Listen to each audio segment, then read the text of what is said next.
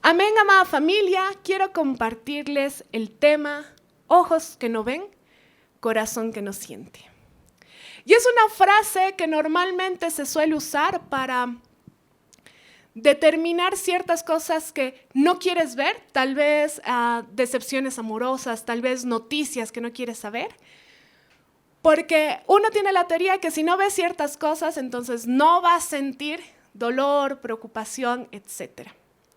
Y quiero que te quedes con la frase en la mente porque más adelante la vamos a ir desarrollando y vamos a ver cuán cierta es esta frase o la vamos a modificar un poco.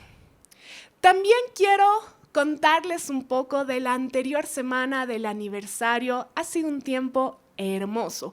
¿Cuántos acá han podido estar el día domingo en Lipari todos juntos? Ha sido hermoso, ¿verdad, hermanos? Igual en los que nos están viendo, ha sido un tiempo increíble. Hemos estado toda la familia junta, que nos han faltado personas, pero ha sido increíble. El lugar ha sido súper especial. Dios ha sido muy especial con sus detalles. Inclusive, cómo se han ido dando las cosas. Era hermoso ver llegar a las personas de los buses. Ha sido muy lindo. Y ha sido personalmente, para mí muy especial porque Dios usa todo para bien y Dios nos habla de distintas maneras. Y mientras yo veía la multitud de personas, de discípulos, adorando al Señor, teniendo un corazón agradecido, compartiendo, bajando de los buses, bajaban así en tumulto. Era hermoso verlos llegar. Dios comenzó a hablar en mi corazón y me comenzó a mostrar una realidad que quizás yo había ignorado por mucho tiempo. Porque venimos de una pandemia bastante complicada, venimos de tener años en los que hemos tenido que reunirnos online en muchas cosas, hemos tenido encuentros online, bautizos online, servicios online, toda la academia y eso, y no habíamos tenido la oportunidad de reunirnos todos juntos. Y yo en algunos momentos tengo que confesar mi pecado de incredulidad. Sentía que había una diferencia entre la congre y nosotros como tal antes de la pandemia con después de la pandemia, porque antes de la pandemia nosotros nos reuníamos y ya teníamos 3 servicios y éramos un montón de gente en distintos servicios, pero éramos un montón de gente y nos veíamos todas las semanas. Entonces podíamos hacer seguimiento de quién había venido esta semana, quién no, y era hermoso. Viene la pandemia y solo te ves online con tu célula. Hemos tenido eventos online y ha sido hermoso, pero ha sido diferente. Y ahora que ya estamos como que en una nueva realidad, Dios nos ha llevado a nuevos tiempos hermosos y es por eso que, por ejemplo, ahora podemos reunirnos en Obrajes, tenemos 2 turnos, en Lipari tenemos 1 y todavía tenemos el servicio online. Y es hermoso cada lugar que se pueda reunir y Dios ha hecho cosas muy lindas.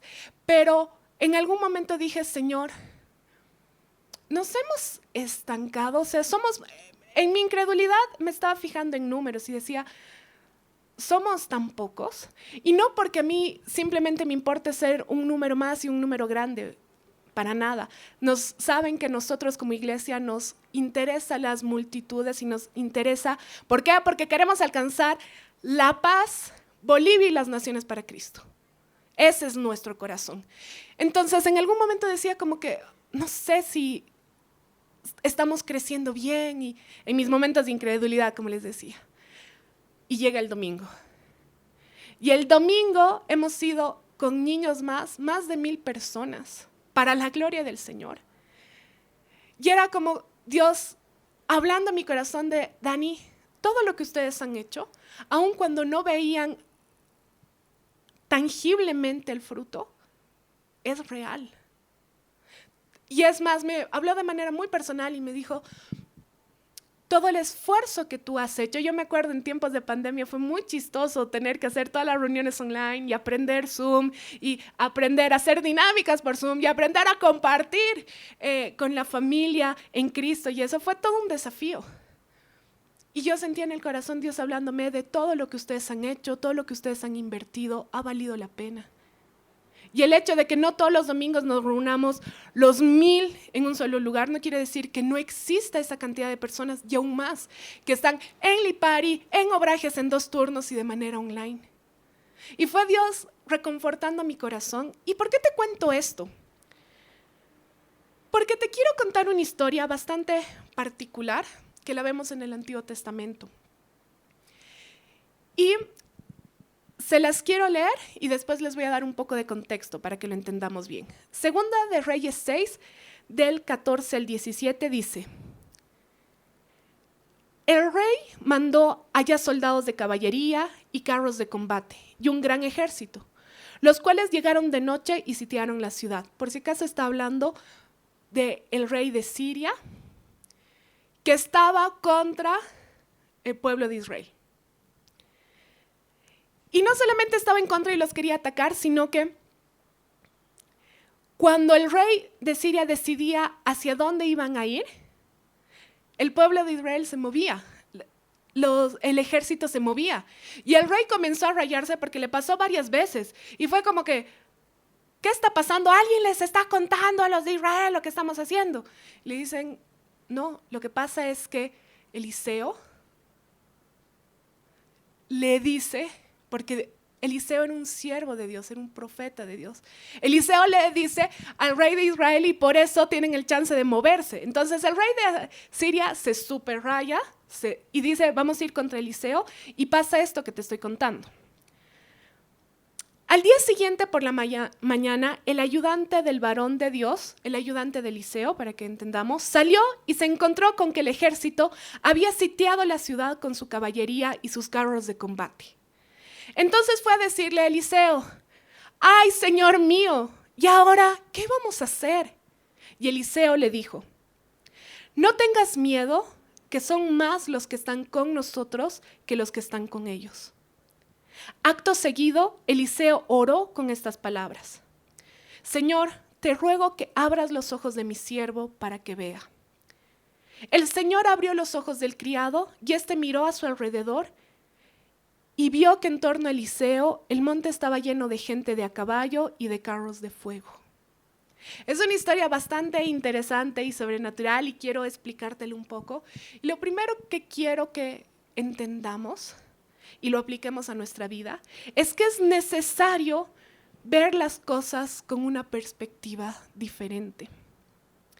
A lo largo de nuestra vida, y hoy puede ser un día así, podemos llegar a frustrarnos con las situaciones que nos tocan vivir, porque no nos gusta la situación en la que estamos, porque quisiéramos estar en otra situación, porque estamos mucho tiempo en la misma situación, y eso nos frustra.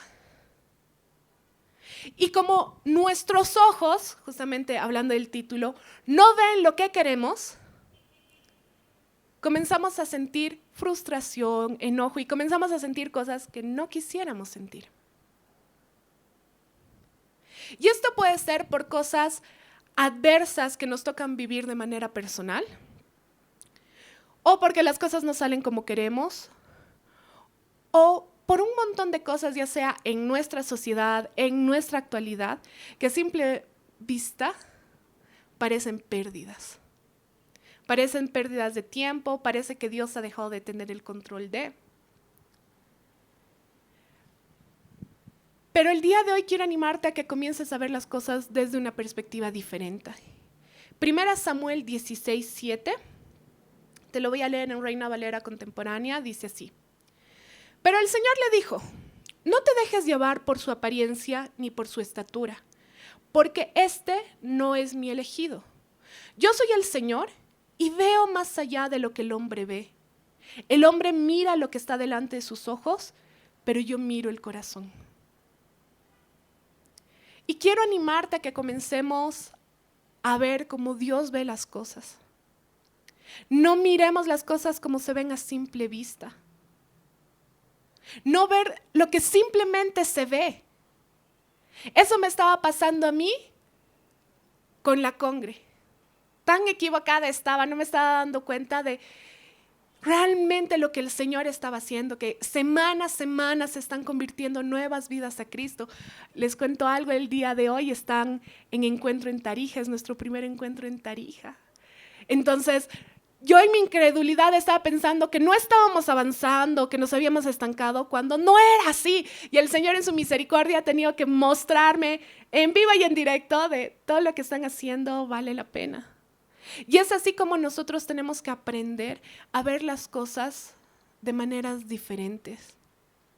¿Sabes? Si tú ves a lo largo de la Biblia las historias que hay, muchas a simple vista parecen despropósitos. Parecen que el Señor dejó de tener el control por un momento, se distrajo. Pienso en la vida de José, cómo el Señor al final lo lleva a Egipto, termina siendo el segundo después del faraón, y su familia termina yendo ahí. Y uno dice, Señor, pero si sabemos que después los van a hacer esclavos, ¿por qué han tenido que ir a Egipto? ¿O por qué no? Ya, necesitaban ayuda porque había gran hambruna, pero ¿por qué no cuando ya terminó la hambruna se fueron? Pero esta historia que parece muy triste por el tiempo de esclavitud que tuvieron y eso, el tiempo que el pueblo de Israel estuvo en Egipto les enseñó a ser nación, porque todo comenzó con una familia. Pero todo ese proceso los enseñó a ser una nación, a hacer las cosas de manera diferente. Allá no simplemente ser una familia sino a saber cómo manejarse aún como nación. Vemos historias como la historia de Ruth, que es triste porque Ruth pierde a su esposo, su suegra pierde a sus 2 hijos, y uno dice, Señor, pero ¿por qué? ¿Por qué hay tanta maldad? ¿Por qué hay tanto sufrimiento? Y parece despropósito a simple vista. Pero después ves cómo Dios restituye muchas cosas en la vida de Ruth, en la vida de su suegra, de Noemí. Y es más, Ruth termina siendo de la familia de muchos años después de donde iba a venir el Mesías. A simple vista parecía cruel, a simple vista parecía despropósito, pero no era así. En la iglesia primera, cuando Jesús muere, resucita y asciende a los cielos, la iglesia primera estaba apasionada por el Señor. Y tenemos un personaje muy interesante que es Esteban. Y Esteban era un tremendo de Dios, pero también fue el primer mártir cristiano. Esteban muere apedreado. Y es más, en sus últimos momentos estaba predicando desde el Antiguo Testamento para adelante a Cristo. Y uno dice, Señor, como que te has distraído por un momento, ¿no? Porque pareciera realmente que fue la peor desgracia del mundo que Esteban haya muerto. Pero a raíz de lo que pasa con Esteban, la iglesia comienzan a perseguir a la iglesia un montón, entonces se dispersan. Y el evangelio se comienza a extender a más lugares. Había un personaje que estaba en medio de lo que estaba pasando con Esteban, llamado Saulo, que después tiene un encuentro con Jesús. Y es el escritor inspirado por el Espíritu Santo, pero de 13 cartas del Nuevo Testamento, nuestro buen amigo Pablo. Entonces, quiero que amplíes tu perspectiva. En Dios nunca hay despropósitos. Romanos 8:28, en Nueva Traducción Viviente, dice lo siguiente. Y sabemos que Dios hace que todas las cosas cooperen para el bien de quienes lo aman y son llamados según el propósito que Él tiene para ellos. Es fácil creer cuando todo está saliendo bien. Pero si tú no te está saliendo bien las cosas, ojo, no por malas decisiones, esa es harina de otro costal y nosotros tenemos que entender que todas nuestras decisiones traen consecuencias. Pero si tú estás tomando las cosas, tomando buenas decisiones, entregándole todo al Señor, obedeciendo su palabra, tranquilo, tranquila, porque todas las cosas cooperan para bien. Por eso, lo primero que quiero decirte es, ve las cosas con una perspectiva diferente. No lo que el mundo te dice, sino lo que la palabra de Dios te dice. volviendo a la historia del inicio, quiero animarte a que nosotros podamos ser el Eliseo de nuestras propias vidas.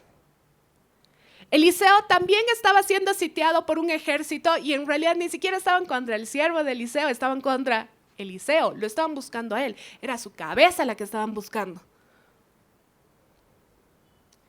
Pero Eliseo creía que Dios tenía el control de todo. Y es más, Eliseo no podría haber hecho todo lo que hizo y decirle más son los que están con nosotros que los que están con ellos y orar para que el siervo pueda ver realmente las cosas si él no las creía primero. Entonces, quiero animarte a que tú mismo veas las cosas en una perspectiva correcta para tu vida. Eliseo podría haber dicho, vamos a morir, porque a simple vista iban a morir.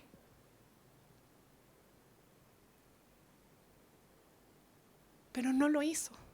Debemos nosotros creer que lo que dice la palabra de Dios, no lo que dice nuestra lógica.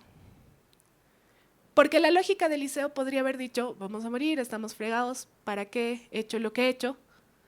Pero él vio las cosas en la perspectiva correcta. Siguiendo con otras historias de la Biblia, vemos que Jesús mucho tiempo habló de que él iba a morir en la cruz, de que él era necesario que muera, pero también habló de esperanza, de que él iba a resucitar.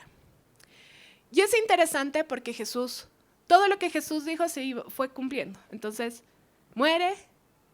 Y los discípulos comienzan a desanimarse, a tal punto que algunos vuelven a sus redes, a sus oficios, y estaban súper desanimados. Y pasa que hay unos discípulos que estaban camino a Emaús y están caminando y están hablando de todo lo triste que pasó porque recién había pasado todo. Y estaban súper desanimados. Quiero que notes algo. Estaban hablando justo de todo lo mal que les estaba yendo y todo lo triste de haber perdido a su maestro recién. Tenemos que tener mucho cuidado con las cosas que hablamos, aún entre nosotros, porque podemos ser gente que desanime a otros. Y no es la idea, que nos desanimemos a nosotros mismos. Y se les aparece alguien y comienzan a charlar con ese alguien, justamente contándole lo triste que estaba toda la situación y que habían pasado. Y estaban tan en la perspectiva incorrecta que nunca se dieron cuenta, solo hasta el final, que con quien estaban caminando era Jesús resucitado. Lucas 24:31 en NBI dice lo siguiente. Entonces no se dieron cuenta, caminaron, no sé qué, y después pasa algo que Jesús comienzan a comer y él parte el pan y eso, y ahí como que pasa esto y dice, entonces se le abrieron los ojos y lo reconocieron, pero él desapareció. Estaban sufriendo de lo triste que era que su maestro ya no esté y estaban con el maestro al lado. Ese es el problema de no tener una perspectiva correcta. Por eso yo quiero animarte a que el día de hoy ores para tener la perspectiva correcta en todas las áreas de tu vida. Los discípulos estaban desubicados, estaban sufriendo sin motivo, porque Jesús estaba al lado. Y además estaban sufriendo porque Jesús mismo les dijo lo que iba a pasar. Y ellos deberían haber tenido esperanza de lo que Jesús ya había dicho, porque ya se había cumplido una parte de lo que Jesús dijo. Solo faltaba una parte más que ellos todavía no habían visto. Y quizás te estoy hablando a ti que tú has visto la mano de Dios en muchas cosas. Ya has visto, has palpado, has podido sentir Dios haciendo milagros. Dios restaurando vidas, restaurando corazones, proveyendo cosas, un montón de cosas, y tal vez no ves ciertas cosas ya cumplidas, pero no seas como estos discípulos, yo les podría decir tribilines, de cómo no se dan cuenta, estaban al lado de. No seas un discípulo tribilín. cree en lo que Dios ya te ha dicho. Y además, para nosotros ser el Eliseo de nuestras propias vidas, tenemos pues un chanchullo más grande todavía. Juan 16:13, en traducción del lenguaje actual, Juan 16:13 dice lo siguiente: cuando venga el Espíritu Santo, Él les dirá lo que es la verdad y los guiará, para que siempre vivan en la verdad. Él no hablará por su propia cuenta, sino que les dirá lo que oiga de Dios el Padre y les enseñará lo que está por suceder. Vivimos en un mundo de tantas mentiras y nos las creemos. Y no solo nos la creemos, sino la hablamos, nos la apropiamos. Y acá no es ni siquiera que es tu propia responsabilidad solamente el tema de ser el Eliseo de tu propia vida, sino tienes al Espíritu Santo que te va a guiar a toda verdad. Ahora, si tú le crees o no, depende de ti. Es por eso que es muy importante que comiences a rendirte a Él. Que dejes de creer tanta mentira o tanta, en apariencia, realidad. De todo está mal, los siguientes meses, años van a ser terribles, de nunca vas a poder dejar de luchar con ciertas cosas, de no tienes el suficiente carisma, talento, eres demasiado pecador para servirle al Señor, ya has perdido los mejores años de tu vida, y etcétera. Pero no solamente quiero que te quedes ahí. No quiero que solamente cambies de perspectiva y seas el Eliseo de tu propia vida, sino que sé el Eliseo que otros necesitan. Como te digo, Eliseo podría haber estado igual o más asustado que el siervo, porque en realidad el problema era con Eliseo. Es más, podría haber desanimado al siervo y decirle, no, haz una carta, despídete de tus seres queridos porque nos llegó la hora. Podría, ya nos esconderemos acá, ya. Pero era un ejército contra él, o sea, realmente era un poco difícil. Él podría haber alimentado la falta de fe y la incredulidad de la otra persona, de su siervo. Y a veces nosotros, en vez de ser esa luz, alguien viene desanimado y tú estás como cantando salmos y danzando. Viene alguien y comienza con perspectivas que a simple vista parecen reales o perspectivas de desánimo y tú eres como, sí, ¿no? Y te comienzas a desanimar un montón y el que tenía que ser luz se apagó. Ahora, si tú inicias el desánimo, arrepentite porque nosotros no hemos sido llamados a eso. Pero también si tú te apagas súper rápido, no está bien. Y quiero animarte a que dejes de tener charlas incrédulas, charlas que te desaniman. A veces, no sé, sobre todo, no sé, cuando uno está almorzando, está comiendo, o cuando no tiene tema de conversación, comienza con este tipo de cosas. Y no nos damos cuenta que no es una charla más, sino nos desaniman. No sé, a mí me ha pasado tener docentes que te están hablando de cualquier materia administrativa, económica, lo que sea, y se salen un poco del tema y comienzan a darte un desánimo de no, es que lo difícil que es y más o menos ustedes van a salir y no van a tener trabajo. Y uno es como que está en primer semestre, ¿no? Y es, bueno, gracias. Y así nos pasa en nuestra casa, nos pasa con nuestros amigos, y no debería ser así. Es más, lo mismo pasó, y fue fuerte, con los 12 espías.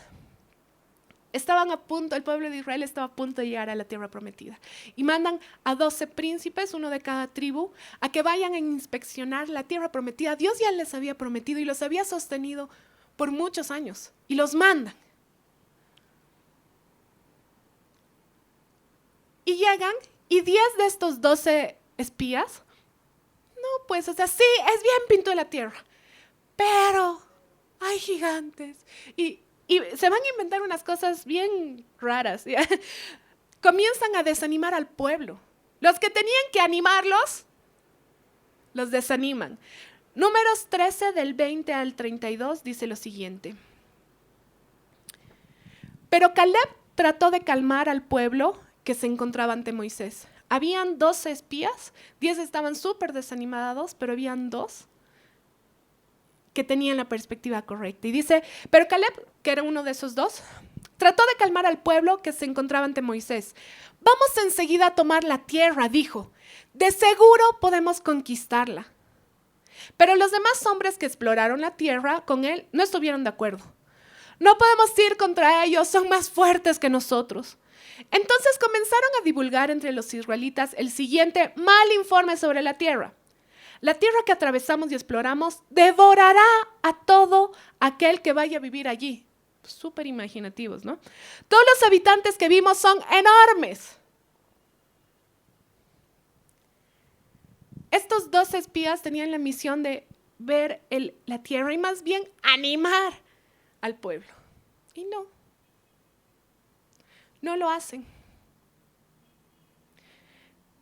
El pueblo de Israel recién había visto el mar abrirse, la provisión del Señor, todo. Y seguían con una perspectiva incorrecta, de incredulidad. Lo peor de todo es que pasa que estos 10 espías tuvieron más convencimiento que los 2 espías que creían que el Señor lo iba a dar todo. ¿Por qué? Porque las malas noticias son más fáciles de divulgar. El pesimismo es mucho más fácil de compartir. La incredulidad, la falta de fe es mucho más sencilla. Y contagiaron a todo el pueblo. ¿A qué nivel? A que ninguno de 20 para arriba del pueblo entró a la tierra prometida. Por toda la incredulidad que tuvieron. Y adivinen quiénes sí entraron. Estos 2 espías, Josué y Caleb, que tenían la perspectiva correcta. Es más, Números 14:24 dice, pero mi siervo Caleb, por cuanto hubo en él otro espíritu y decidió ir en pos de mí, yo le meteré en la tierra donde entró y su descendencia la tendrá en posesión. Aprendamos a tener una perspectiva diferente de las cosas. Para Eliseo hacer lo que hizo, primero se lo tuvo que creer él. Pero me encanta porque no solamente le dice, y le dice algo fuerte, más son los que están con nosotros que los que están con ellos. Pero dice, inmediatamente, lo siguiente que hizo fue orar por su siervo. A veces nosotros podemos dar palabras de ánimos a otros, pero no es suficiente. Y para ser el Eliseo en la vida de otros, tenemos que aprender a orar por ellos. Entonces Eliseo le da esas palabras de aliento y lo siguiente que dice es, Señor, que ábrele los ojos para que pueda ver lo que hay. Y necesitamos ser el Eliseo en la vida de otros, que no solamente le digan, Dios te ama, sino que ore por la conversión de esa vida. Todo va a estar bien, no basta. Está bien, sí, y dile que todo va a estar bien con lo que dice la palabra. Pero no es suficiente. Ora por otros, ora para que puedan entender lo que dice la palabra, para que puedan tener una perspectiva diferente de las cosas. Y debes pedir con fe por otros. Efesios 1, del 17 al 19, y con esto voy terminando. Dice lo siguiente, te lo voy a leer en NBI. Efesios 1, del 17 al 19. Dice así. Pido que el Dios de nuestro Señor Jesucristo, el Padre glorioso, les dé el espíritu de sabiduría y de revelación para que lo conozcan mejor. Pido también que les sea iluminados los ojos del corazón para que sepan a qué esperanza Él los ha llamado, cuál es la riqueza de su gloriosa herencia entre los santos y cuán incomparable es la grandeza de su poder a favor de los que creemos. Ese poder es la fuerza grandiosa y eficaz. Nunca me había percatado bien de estos versículos hasta hace unos días. Y me encanta la oración que Pablo tenía por la iglesia de Éfeso, y muy probablemente por la mayoría, si no son todos, las personas que él había conocido y con las que había compartido. Y esa tiene que ser nuestra oración, que la gente pueda conocer mejor a Dios. Entonces no podemos decir simplemente todo va a estar bien, tranquilo, confía en el Señor. Ahí no ha terminado el trabajo, ha comenzado. Y si tú quieres ser ese Eliseo en la vida de otros, que animen a otros, tienes que comenzar a tener fe, y también tienes que comenzar a orar por las personas. Y dice, pido también que les sean iluminados los ojos del corazón, perspectiva correcta, para que sepan a qué esperanza Él los ha llamado. Hay esperanza en Jesús. Y no te estoy diciendo, entonces mañana vas a ser millonario, porque no sé, probablemente no tengo idea. Te estoy diciendo, hay esperanza en Jesús, porque nadie te va a amar como Dios te ama, porque Él siempre ha obrado a nuestro favor. Y aunque las cosas a simple vista no se veían para bien, Él siempre ha tenido el control de nuestras vidas. Y todo ayuda para bien a aquellos que le aman. Y todo tiene propósito. En Jesús no hay despropósitos.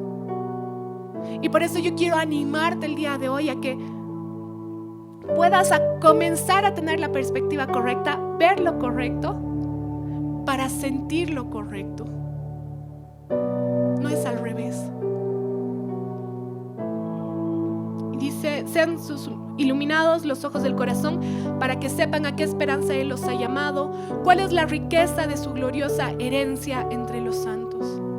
Tú sabes, y hace poco Carlitos predicó de esto, pero tú sabes que nosotros usamos mucho la expresión lo mejor está por venir, porque es cierto, porque en Dios siempre lo mejor está por venir. Pero ¿sabes cuál es la cúspide de esa frase? Que Jesucristo va a volver y es Él lo mejor que está por venir. Entonces nosotros podemos tener esperanza, que aunque en el mundo vamos a tener aflicción, porque eso dice la palabra, tranquilos, yo he vencido al mundo. Porque las pruebas momentáneas que parece que nos sacuden y nos van a matar, no nos van a matar. Ahora nosotros tenemos que tener la perspectiva correcta. Y ahí donde estás, quiero invitarte a que te pongas sobre tus pies. Vamos a orar, vamos a entregarle este tiempo al Señor y vamos a pedirle que Él nos transforme. El día de hoy hemos visto que necesitamos ver las cosas con una perspectiva diferente, que necesitamos ser el Eliseo de nuestras propias vidas y que también necesitamos ser, y qué lindo que nosotros podamos ser el Eliseo de otras vidas. Y ahí donde estás, quiero pedirte que cierres los ojos para que no te distraigas simplemente. Y quiero preguntarte, ¿estás viviendo las cosas con la perspectiva incorrecta? ¿Estás siendo ese Eliseo en tu propia vida?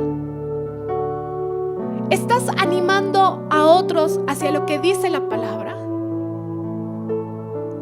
¿Estás orando por otros de la manera correcta? A veces nuestra oración es simplemente, Señor, que sácalos de esa prueba.